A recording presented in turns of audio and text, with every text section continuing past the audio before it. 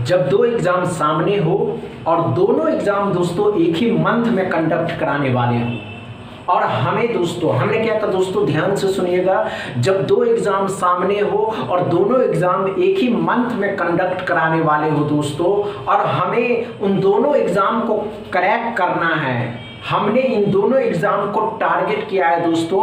हम 1 महीने से 2 महीने से इस एग्जाम की तैयारी कर रहे हैं, लेकिन हमें क्या स्ट्रेटजी फॉलो करनी थी दोस्तों कि पहला सेक्शन में टाइम देते हैं, दूसरा सेक्शन रह जाता है, दूसरा सेक्शन में टाइम देते हैं, तीसरा सेक्शन रह जाता है, तीसरा सेक्शन में टाइम देते हैं, पहला सेक्शन रह जाता है। दोस्तों हमें क्या स्ट्रेटजी को फॉलो करनी है, इसके जो सिलेबस होते हैं उस सिलेबस में जो 3 सेक्शन होते हैं दोस्तों, इस तीनों में हमें क्या टाइमिंग देना होगा, क्योंकि हमारे पास 1 मंथ का टाइम है। अगर हमें इन दोनों एग्जाम को क्रैक करना है दोस्तों, तो हमें क्या टाइमिंग के साथ क्या स्ट्रेटजी अपनानी होगी, हमें क्या फार्मूला अपनाना होगा दोस्तों कि इन दोनों एग्जाम और हम इन दोनों एग्जाम को क्रैक कर सके। तो दोस्तों हम सभी बातें करेंगे, सभी चर्चाएं करेंगे। जब तक आप इस वीडियो को शेयर करिए, लाइक करिए, चैनल को सब्सक्राइब कर लीजिए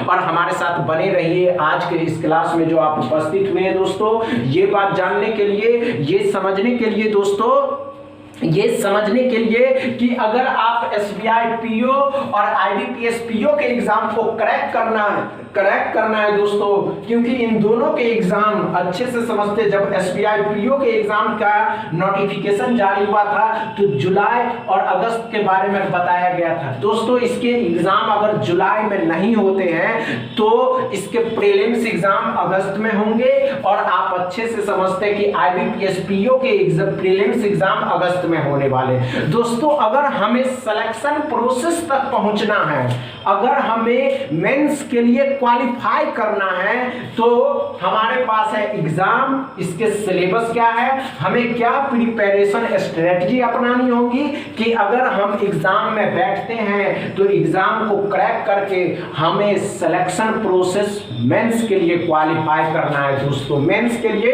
क्वालिफाई करना है दोस्तों। आप सभी एस्पिरेंट के 2 मेन एग्जाम, 2 बैंकिंग के सबसे बड़े एग्जाम है, 2 बैंकिंग के सबसे बड़े एग्जाम है, और इसके सिलेबस में कोई चेंजिंग नहीं।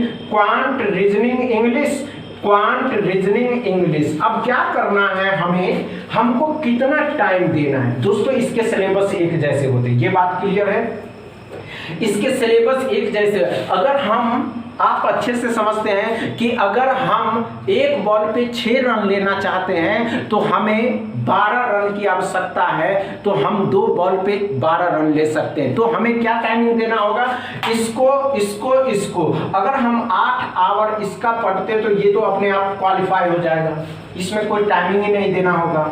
अगर हम इसमें टाइम दे रहे हैं दोस्तों तो इसमें कोई टाइमिंग देने की आवश्यकता नहीं होगी, क्योंकि यही सिलेबस इसके भी है। समझ में आया दोस्तों। हम कहेंगे कि आप 8 घंटा इसमें स्टडी करिए। हम ये कहना चाहते हैं कि माइंड को शांत कर लीजिए, माइंड को कंस्टेंट कर लीजिए कि नहीं, हमारे पास जो बचे हुए 1 मंथ टाइम है, हम इस 1 मंथ में ही इन दोनों एग्जाम को टारगेट जो किया है कि क्रैक करके रहेंगे तुमको, तो कोई आपको रोक नहीं सकता है। बस माइंड को भटकने मत देना, क्योंकि सारा खेल माइंड का होता है। समझ में आया दोस्तों? समझ में आया हो तो वीडियो को शेयर करिए, लाइक करिए, चैनल को सब्सक्राइब कर लीजिए। थैंक यू दोस्तों।